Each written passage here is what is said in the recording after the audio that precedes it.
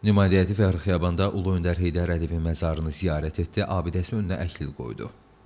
Görkəmli avtomobil alim akademik Zərifə Əliyevanda xatirəsi yad olundu. Qonaqlar Şəhidlər Xiyabanında ziyarət etdilər. Əbədi Məşəl abidəsinin önünə əklil qoydular. Nazir Yohan Şnayder Ammanın başçılıq etdiyi nümayəndə heyəti Holcim Azərbaycan zavodu ilə də tanış oldu. Baş direktor Raul Waldburger qonaqlara əldə olunan uğurlar barədə məlumat verdi. Qonaqlar zavod ərazisində gəzintiyə çıxaraq istehsal prosesi ilə tanış oldular. Qeyd olundu ki, ötən ilin aprelində Qaradağ Sement Zavodu adını dəyişərək Holcim Azərbaycan Açıq Səhmdar Cəmiyyəti olub. 2012-ci il iyul ayında isə Prezident İlham Əliyevin iştirakı ilə quru üsulla işləyən yeni sobanın açılış mərasimi keçirilib. Holcim Azərbaycan klinker və sement istehsal edən yeganə müəssisədir. Şirkət yerli və beynəlxalq standartlara cavab verən yüksək keyfiyyətli məhsulları ilə ölkə daxili tələbatın əksər hissəsini ödəyir.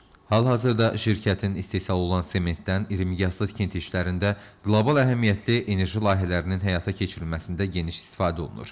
Dünyanın 70-dən çox ölkəsində 80 min əməkdaşı çalışan Holcim şirkətinin Azərbaycan iqtisadiyyatının inkişafında yaxından iştirakı ölkəmizdə istər yerli, istərsə də xarici investorlar üçün yaradılan əlverişli və etibarlı investisiya mühitinin məntiqi nəticəsidir. Ramin Qurban, Sakit Ocaqlı, Ruslan Həsənov, xəbərlər.